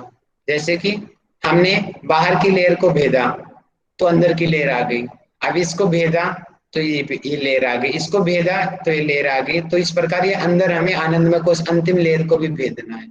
यानी कि गुफा टाइप का स्ट्रक्चर हो गया ये गुहा, इसी को गुहा कहा गया है। और गुहा में आत्मा का निवास होता है, अंत में गुहा में, और आत्मा का निवास हृदय स्थान में माना गया है। तो इस आधार पे हम ये कह सकते हैं कि आनंदमय कोश का स्थान भी हृदय में ही है। इस आधार पे कहा है मैंने, ये किसी टेक्स्ट में मैंने पढ़ा तो नहीं है, लेकिन क्योंकि आत्मा का निवास यहाँ पे कहा है तो इसी आधार पे अन्नमय को जो आनंदमय कोश का स्थान भी वही होना चाहिए, क्योंकि उसके बाद ही तो आत्मा आएगी ना। अब आयुर्वेद में सृष्टि क्रम क्या है। आयुर्वेद में मानते हैं कि सबसे पहले ब्रह्म बना है, उसके बाद में आकाश तत्व बना, आकाश के बाद में वायु तत्व का निर्माण हुआ, अग्नि तत्व का निर्माण हुआ, जल तत्व का निर्माण हुआ, पृथ्वी तत्व का निर्माण हुआ, पृथ्वी तत्व से औषधियां बनी, औषधियों से अन्न बना, अन्न से वीर्य बना, और वीर्य से पुरुष एक शरीर का निर्माण हुआ। इस प्रकार ये जो क्रम है आयुर्वेद सृष्टि इस क्रम को मानता है। ये पूरा क्रम हो गया, देख लीजिए एक साथ मैंने दिखा दिया है कि ब्रह्म, आकाश, वायु, अग्नि, जल, पृथ्वी, औषधि, अन्न, वीर्य और शरीर। ये क्रम है। क्रम पूछा जा सकता है आयुर्वेद के अनुसार सृष्टि का क्रम क्या है। कई बार पूछा गया अलग अलग उपनिषदों में क्या है, सब में अलग अलग बताया गया, तो हमें अलग अलग ही याद करना है कि उसके अकॉर्डिंग ये बताएगी। इसमें हम जानते हैं कि जैसे कि यहाँ पे देखा ना शरीर, यहाँ पे शरीर का निर्माण हुआ, तो यहाँ पे ऊपर अन्न है, यानी अन्न, वीर्य और शरीर। तो इसी आधार पे ये कहा जाता है जो स्थूल शरीर है उसी को ही अन्नमय कोश कहा जाता है। तो स्थूल शरीर ही अन्नमय कोश होता है। थोड़ा थोड़ा और हम जान लेते हैं कोश को। इसलिए पृथ्वी तत्व से संबंधित है। स्थूल शरीर की रचना अन्न से हुई है, इसीलिए इसको अन्नमय कोश कहते हैं। ठीक है जी। इसमें वो मैंने बताई दिया आगे स्टार्टिंग में कि आसनों से संबंधित है ये, ठीक है। आसनों से संबंधित है हमारा अन्नमय कोश। प्राणमय कोश हमारे प्राण से संबंधित है। प्राणायाम इस पे कार्य करते हैं और मुख्य रूप से 5 तो मुख्य प्राण होते हैं, प्राण, अपान, समान, उदान और व्यान। इसमें हम पढ़ चुके हैं, इनका स्थान भी क्या है आप सब जानते हो, इनका पंच प्राणों का स्थान ये है। इसी प्रकार पंच उपप्राण है, नाग, कूर्म, कृकल, देवदत्त, धनंजय, इनका स्थान ये है। तो ये आप पढ़ लेंगे, तो बहुत बार पढ़ चुका है, मैं टाइम वेस्ट नहीं करूंगा आपका, अपने आप पढ़ लेना इस टॉपिक को। हम आगे बढ़ते हैं मनोमय कोश के ऊपर। मनोमय कोश हमारे मन से संबंधित है। मनोमय कोश में पंच कर्म इंद्रिया व अहंकार आता है, ध्यान रखेंगे। मनोमय कोश में क्या आता है? पंच कर्म इंद्रिया और अहंकार, 6 चीजें आती हैं मनोमय कोश के अंतर्गत। प्राण व मन एक दूसरे के पूरक हैं, ये मैंने लाइनें ली हैं हठ योग प्रदीपिका से, और छांदोग्य उपनिषद में भी ऐसा ही बताया गया है, और हठ योग प्रदीपिका में भी आपने पढ़ा होगा। वहां पे जब हम चतुर्थ उपदेश में पढ़ते हैं, और द्वितीयोपदेश में भी आता ना, चले वाते चलम चित्तम निश्चले निश्चलम भवेत योगी स्थान उत्तमापन होती ततो वायुम निरोधयेत, कि मन चंचल हो गया है तो वायु भी अपने आप ही चंचल हो जाएगी। मन को अगर हमें कंट्रोल करना है तो वायु को यथार्थ प्राण को कंट्रोल कर लो, मन अपने आप कंट्रोल हो जाएगा। इसीलिए प्राण में ये जो कोश है, पांचों के पांचों एक दूसरे से संबंधित है। अन्नमय कोश के ऊपर इफेक्ट पड़ेगा तो प्राण में पर भी पड़ेगा, मनोमय भी पड़ेगा, और मनोमय कोश के ऊपर इफेक्ट पड़ा है तो प्राण में भी विचलित होएगा और अन्न में भी विचलित होएगा। इसी प्रकार प्रॉब्लम्स होती है। योग वशिष्ठ में भी वहां पे वशिष्ठ जी कहते हैं कि हमें मानसिक विकार है, हम ज्यादा स्ट्रेस लेवल है, आज के लेवल में ये रिसर्च आप कर सकते हो इस टॉपिक पे, कि जो ज्यादा स्ट्रेस में लोग रहते हैं उनको हेल्थ इशू क्यों होते हैं। जैसे अभी रिसर्च में आता है कि ज्यादा सोचने से बीपी बढ़ता है, उसका क्यों हुआ? उसका इफेक्ट हमारे मनोमय कोश के ऊपर पड़ा, और मनोमय कोश का इफेक्ट प्राणमय कोश के ऊपर पड़ा, जिससे हमारी प्राणवायु में असंतुलन हुआ, और उसका इफेक्ट हमारे स्थूल शरीर पे पड़ा, जिससे स्थूल शरीर यानी कि हृदय हमारा स्थूल अंग हुआ, उसके ऊपर इफेक्ट पड़ा और बीपी बढ़ गया। तो इस तरीके से ये हमारा मन, शरीर, प्राण एक दूसरे से संबंधित है, एक दूसरे के ऊपर इफेक्ट पड़ता रहता है इनका। विज्ञान में कोश ये बुद्धि से संबंधित है, विज्ञान में कोश हमारा, और विशेष रूप से बुद्धि है। इसके अलावा चित्त और पंच ज्ञानेंद्रिय भी से संबंधित है। मनोमय कोश में आया पंच कर्म इंद्रिया, और दूसरा था अहंकार। पंच कर्मेंद्रिय और अहंकार थे मनोमय कोश में, और विज्ञान में कोश में पंच ज्ञानेंद्रिय, बुद्धि और चित्त, ये 7 चीजें विज्ञान में कोश में आती है। और आनंदमय कोश जो है वो आनंद की स्थिति होती है, जीवात्मा का वास इसके बाद ही आता है। कुछ लोग इसी को बोलते हैं, कुछ बोलते हैं इसके बाद है, आनंदमय कोश के बाद में। तो आप भी इसी को ही मानिए कि आनंदमय कोश के यहाँ पे जीवात्मा का वास है, तो उसका साक्षात्कार होएगा तो अपने आप ही हमारे जो क्लेश हैं, अविद्या आदि, वो दूर हो जाएंगे, जिसकी वजह से हमें मुक्ति मिलेगी। तो ये हुए पंचकोश। अब हम पढ़ते हैं अष्ट चक्रों के बारे में। तो मैं दोबारा से एक बार पिक्चर दिखा देता हूं आपको। ये रहा अष्ट चक्र। तो ये 8, यहाँ पे 7 चक्र दिखाए गए हैं, लेकिन 8 चक्र होते हैं, तो आप देख लेंगे। और ज्यादातर ग्रंथों में तो सिर्फ 6 चक्र को ही मान्यता मिली है, जैसे कि मूलाधार चक्र, स्वादिष्ठान चक्र, मणिपुर चक्र, अनाहत चक्र, विशुद्धि चक्र, आज्ञा चक्र। 6 चक्र होता है, हमारे सिलेबस में भी 6 चक्र ही पूछे गए हैं। और इसके ऊपर होता है बिंदु चक्र और सहस्त्रार चक्र। इनके सबके स्थान अलग अलग बताए गए हैं, सबों का अलग अलग ग्लैंड्स के साथ में रिलेशन है। उस दिन लक्ष्मी मैम ने बताया था, जब मैंने नर्वस सिस्टम आपको पढ़ाया था, वहां पर भी प्लेक्सिस आए थे, याद होगा आप लोगों को। स्पाइनल नर्व्स, जब हम लोगों ने स्पाइनल नर्व्स पढ़ी थी, याद है किसी को? जल्दी से कोई माइक खोल के बताओ, वहां पे मैंने क्या बताया था, चक्र क्या होते हैं? Energy centre point. चक्र होते हैं हमारे जो नसों के जाल, साइकिल। इस तरीके से आप लगाइए, यानी कि उस स्थान से बहुत नसों सारे का उद्भव स्थान। नसों का गुच्छा, यानी कि उस स्थान से बहुत सारी नसें गुजरती हैं।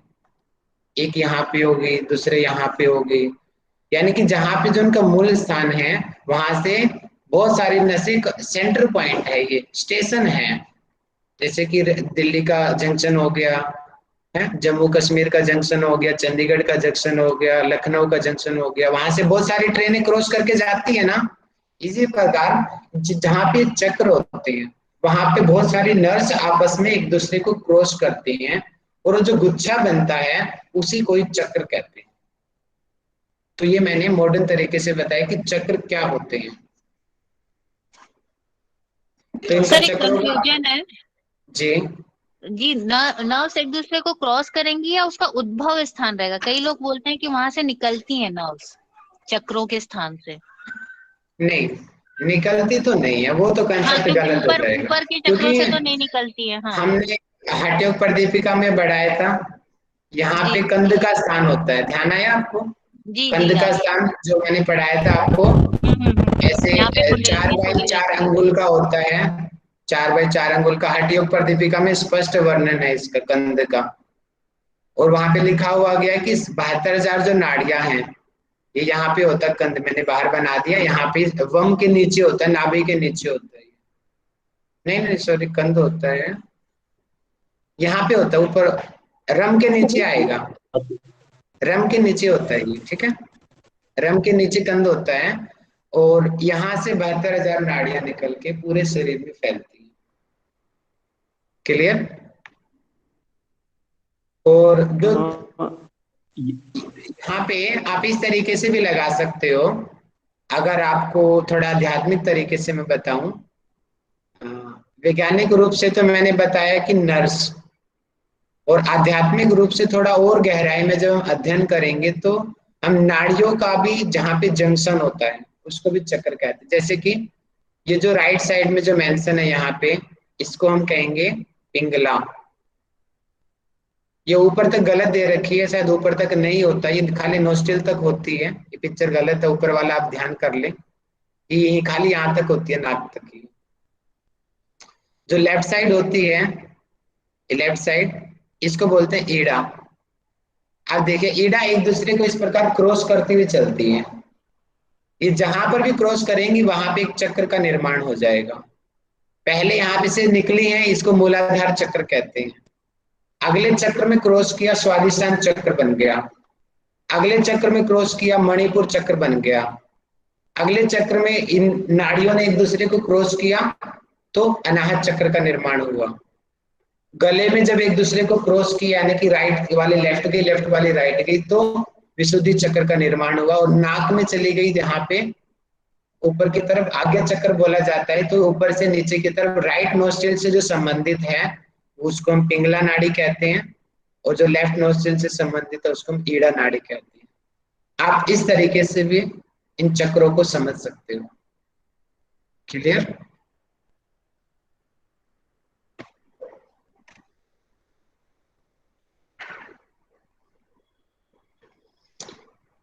तो हमारे ऋग्वेद में भी इसका वर्णन मिलता है कि अष्ट चक्रा नव द्वारा देवा नाम पुर्योधया तस्याम हिरण्यमय कोशः स्वर्गो ज्योतिषा वृतः, कि हमारे शरीर में 8 चक्र हैं। ये अथर्ववेद के अंदर बताया गया है 10:2:31 के अंदर, कि शरीर के अंदर कितने चक्र हैं? 8 चक्र हैं, वेदों में बताया स्पष्ट।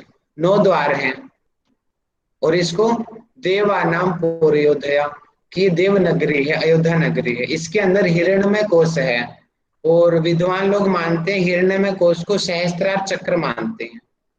जो हिरण्यमय कोश को ज्यादातर विद्वान मानते हैं, क्योंकि स्पष्ट वर्णन नहीं है, लेकिन हिरण्यमय कोश को ही ज्यादातर विद्वान सहस्त्रार चक्र मानते हैं, और आचार्य बालकृष्ण जी ने भी सहस्त्रार चक्र माना है। स्वर्गो ज्योतिषावृत है, और ये ज्योति रूप है, दिव्य ज्योति से परिपूर्ण है, अर्थात प्रकाशमयी है।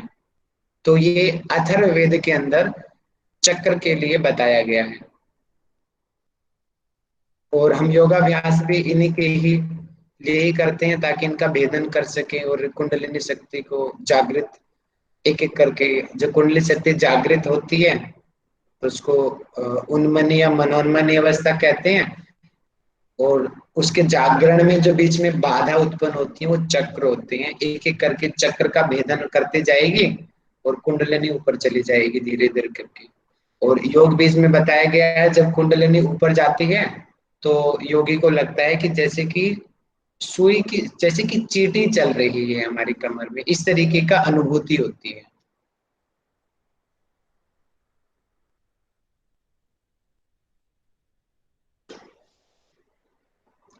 इन चक्रों का इनको शक्ति केंद्र भी कहते हैं।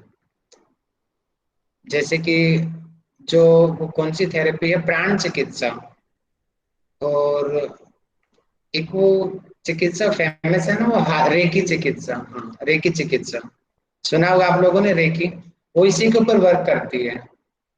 इन्हीं जो चक्रों को ऊपर कार्य करती है कि रेकी चिकित्सा में मानना है कि जो प्राण का प्रवाह है वो शरीर में कम हो जाता है, तो ये जो चक्र हैं वो शक्ति के केंद्र है, इनको हम जागृत करेंगे। जागृत कैसे करेंगे, बोलते हैं ब्रह्मांडीय ऊर्जा को, जो डॉक्टर होता है रेकी करने वाला, ब्रह्मांडीय ऊर्जा को पेशेंट के अंदर लेके आता है, जिससे पेशेंट के ये जो शक्ति केंद्र यानी कि जो चक्र हैं वो जागृत हो जाते हैं, जिससे उसकी प्रॉब्लम ठीक हो जाती है। यानी कि रेकी चिकित्सा भी इन चक्रों के ऊपर आधारित है। प्राण चिकित्सा भी इसके ऊपर वर्क करती है, योग चिकित्सा भी इसके ऊपर वर्क करती है। ठीक है। और जब हमारी डेथ हो जाती है, ये मृत्यु होने के बाद में ये सारे चक्र अपने आप ही गायब हो जाते हैं, विखंडित हो जाते हैं। इनको अनुभव किया जा सकता है, देखा नहीं जा सकता। मे भी आने वाले टाइम में इंस्ट्रूमेंट बन जाए, लेकिन अभी तक तो ऐसे कोई इंस्ट्रूमेंट नहीं बना है जो इन चक्रों को देखे। हाँ, ओरा को देखने वाली मशीन तो बन गई है, उसको किर्लिनियो फोटोग्राफी के नाम से जाना जाता है, शायद जर्मन में बनी है, वो मुझे याद नहीं है प्लेस। बाहर एक ऐसी फोटोग्राफी मशीन है जिसके द्वारा ओरा को पहचाना जा सकता है।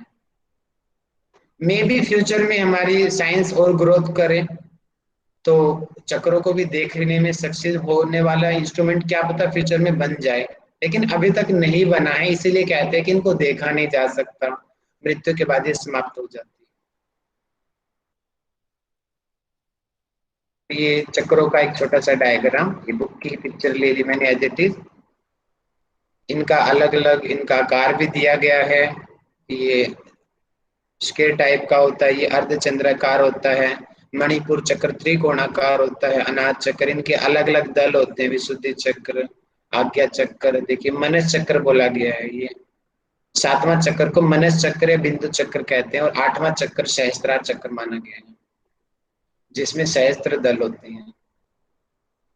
ये हमारे स्पाइनल कॉर्ड के अंदर बताए गए हैं चक्र। अब हम पढ़ते हैं थोड़ा सा चक्रों की गहराई। तो आप लोग बने रहेंगे, मैं 10-15 तक आज चक्र वाला टॉपिक पूरा करूंगा, तभी क्लास छोड़ूंगा मैं।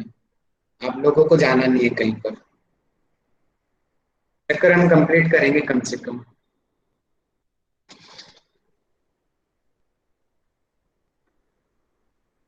देखिए, इसमें बताया गया है कि पंखुड़ियां वास्तव में चक्र के चारों ओर विद्यमान सूक्ष्म नाड़ियों का समूह। देखिए यहाँ पर भी स्पष्ट कहा गया है, पंखुड़ियां क्या है, नाड़ियों का समूह है। जो मैंने अभी बताया था, इस टाइप का जो स्ट्रक्चर है, यानी कि जो नाड़ियों का समूह है, इसी को ही पंखुड़ी कहते हैं। हम पढ़ते हैं ना कि मूलाधार में 4 पंखुड़ी है, उसके बाद में 6 पंखुड़ी है, 10 पंखुड़ी है, 12 पंखुड़ी, 16 पंखुड़ी, 2 पंखुड़ी, 1000 पंखुड़ी। इस टाइप से अलग अलग चक्रों के अलग अलग बीज मंत्र है, अलग अलग उनकी पंखुड़ियां हैं, और इनका संबंध नर्वस सिस्टम से है।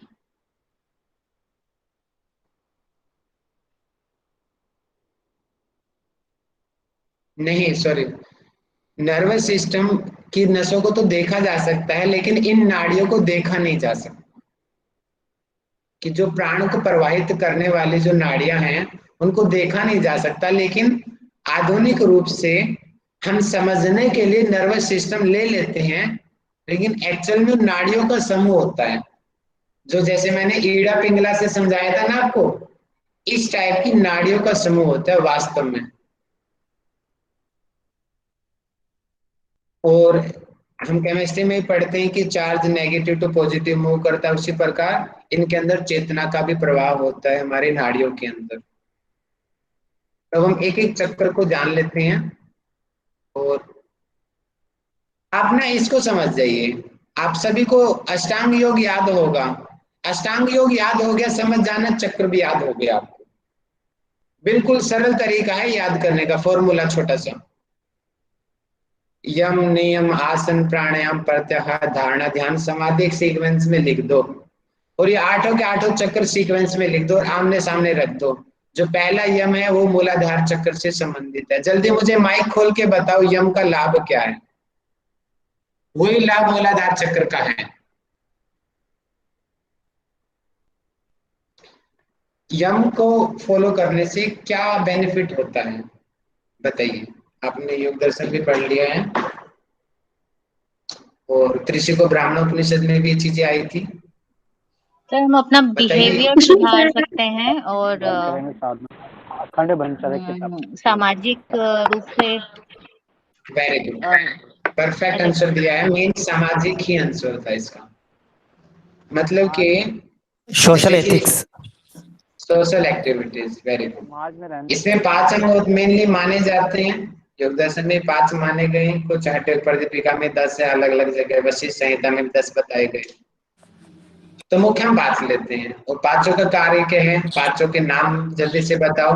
अहिंसा, सत्य, अस्तेय, ब्रह्मचर्य और अप्रिय, ये मुख्य माने जाते हैं। इन सभी को हम ध्यान से देखेंगे तो ये समाज के लिए है।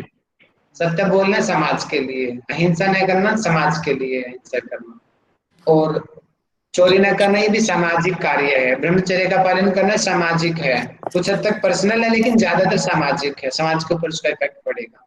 तो जो यम है वो सोशल एक्टिविटीज है, और इसी प्रकार मूलाधार चक्र का जागरण करने से हमारी वो सारी क्वालिटीज हमारे अंदर आने लगेगी जो यम को पालन करने से आती है। इसका मीनिंग, अगर हमें यम को एक्टिव करना है, मूलाधार चक्र को एक्टिव कर लो, यम की क्वालिटीज अपने आप आने लगेगी। हम अपने आप ही, हमारा गुस्सा कम होने लगेगा। ये बात तो मैंने खुद अनुभव किया है। मैं पहले 2-2 घंटे अश्विनी क्रिया का मूल तो कम ही किया मैंने, अश्विनी क्रिया वो भी मूलाधार चक्र के लिए ही होती है। मुझे गुस्सा अभी भी बहुत आता है, लेकिन अब बहुत कम हो गया है पहले से। तो अश्विनी क्रिया का अभ्यास से मैंने देखा कि उससे ये एक्चुअलिटी में ये झगड़े की प्रवृत्ति, ब्रह्मचर्य की जो अवस्था है, मन को संयमित करने की जो अवस्था, वो एक्चुअल में ये मेरा अनुभव है कि मूलाधार चक्र से वो होता है। तो इस तरीके से आप एक कोरिलेशन करेंगे तो जल्दी आपको समझ आ जाएगा। नियम, नियम अपने लिए होता है, निजी के लिए, पर्सनल, जैसे कि शोध, संतोष, तप, स्वाध्याय, ईश्वर प्रणिधान, नियम सभी अपने हैं ना, उसको समाज से कोई मतलब नहीं है। शुद्धि करेंगे हम अपनी करेंगे, तपस्या करेंगे अपनी करेंगे, भगवान को मानना नहीं मानना अपने लिए, लोगों को क्या मतलब उससे। तो इसी प्रकार जो स्वादिष्टान है, स्वादिष्टान चक्र, इसमें पर्सनल क्या है, पर्सनल हमारा, इसको मेनली हम जेनाइटल ऑर्गन से लेते हैं, इनकी पर्सनल एक्टिविटीज जो होती है वो स्वादिष्टान चक्र उनसे संबंधित है। मणिपुर चक्र आसनों से संबंधित है, और आसनों का भी हमने पढ़ा था। बताइए आसन किस कोष से संबंधित है? अन्नमय, अन्नमय कोष। और हमने बताया था जो हमारे वृद्धावस्था का मूल कारण क्या है? अन्नमय, अग्नि का मंद होना। अग्नि का कम होना। वेरी गुड, अभी पढ़ाया था। आयुर्वेद कहता है कि बुढ़ापे का मूल कारण है अग्नि का कम हो जाना। 13 प्रकार की अग्नि होती है। तो आसन करने से मणिपुर चक्र के ऊपर इफेक्ट पड़ता है, ज्यादा इफेक्ट मणिपुर पे पड़ता है, जिससे अग्नियां प्रदीप्त होती हैं और वृद्धावस्था नहीं आती। प्राणायाम का इफेक्ट है हमारे, जो प्राणायाम का जो लाभ है ना, वो अनाहत चक्र का भी वही लाभ है, सेम। जो प्रत्याहार का लाभ है वही लाभ विशुद्धि चक्र का भी है। जो धारणा का लाभ है वही लाभ आज्ञा चक्र का भी है। कुछ लोग जो मनस चक्र को नहीं मानते वो आज्ञा को ध्यान से कोरिलेट कर लेते हैं। अगर हम मनस चक्र को लेते हैं तो मनस चक्र में ध्यान आ जाएगा, अगर मनस चक्र को नहीं मानते हैं तो ध्यान आज्ञा चक्र में आ जाएगा। और सहस्त्रार चक्र जो है समाधि के साथ उसका। और ये लम वम रम यम हम ओम, ये तो आपको याद ही होगा।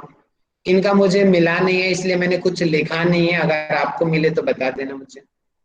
दल जो है, मूलाधार में 4 दल होते हैं, स्वादिष्ठान में 6 दल होते हैं, मणिपुर में 10 दल होते हैं, अनाहत चक्र में 12 दल होते हैं, विशुद्धि चक्र में 16 दल होते हैं, आज्ञा चक्र में 2 दल होते हैं। इसका बहुत कम जगह वर्णन है इसलिए दल का भी नहीं पता। सहस्त्रार में 1000 दल होते हैं। और दल अभी हमने बताया कि नाड़ी समूह को ही दल कहते हैं। क्लियर सभी को? आगे बढ़े। मैं थोड़ा सा एडवांस बताता हूँ इनका, कि अलग अलग चक्रों का। किसी का माइक खोला है, प्लीज माइक बंद कर लीजिए। तो आप ना देखो, बिल्कुल सिंपल अपने तरीके से याद करना। जैसे कि मैं फॉर्मूला बताता हूँ जिससे आपको जल्दी याद होएगा। रुको, ऐसे तो आपको याद होएगा नहीं। ये रहा, पहले आप दोबारा इसको पढ़िए जो मैंने अभी इनडायरेक्टली आपको बता भी दिया है। मूलाधार किससे संबंधित है? यम से। और इसका मतलब सामाजिक है, श्रेष्ठ आचरण से संबंधित है। स्वादिष्ठान किससे संबंधित है? नियम से।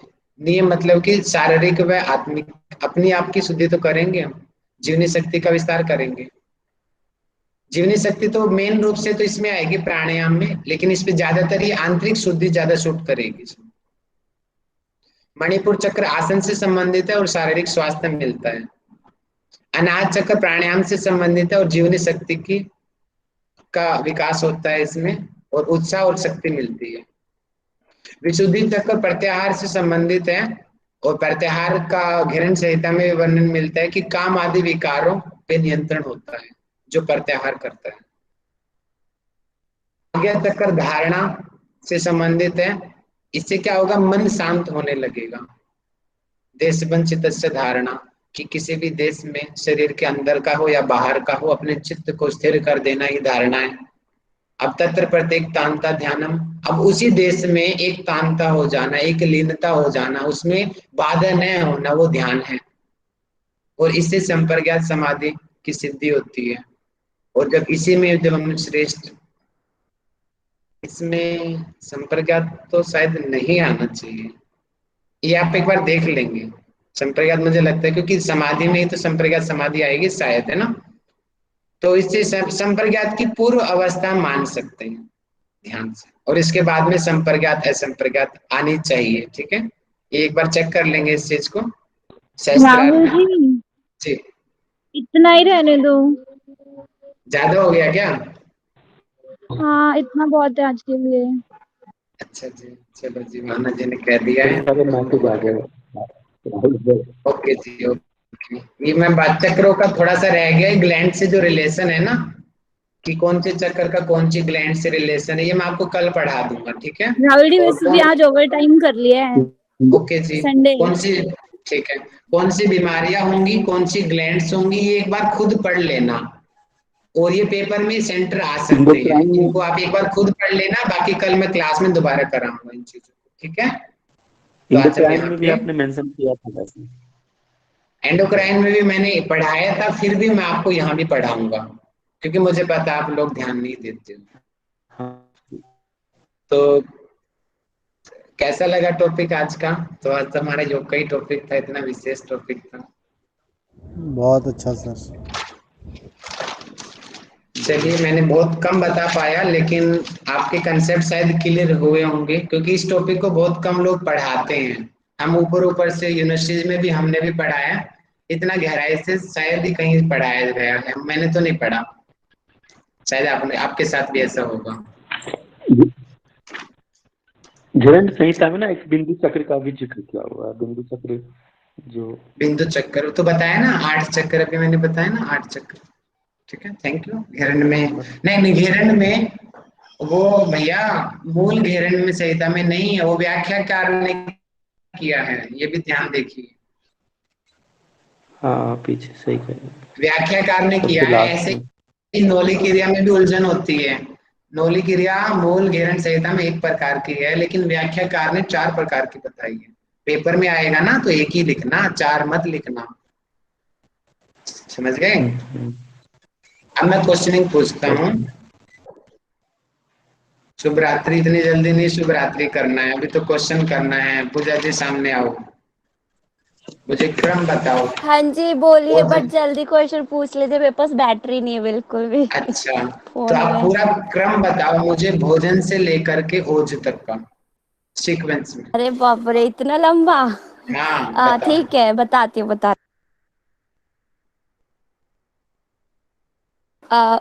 कोशिश कर रही हूँ, कुछ गलती होगा प्लीज माफ करना। जो आयुर्वेद के अनुसार पाचन का क्रम बताया गया है, वो सबसे पहले भोजन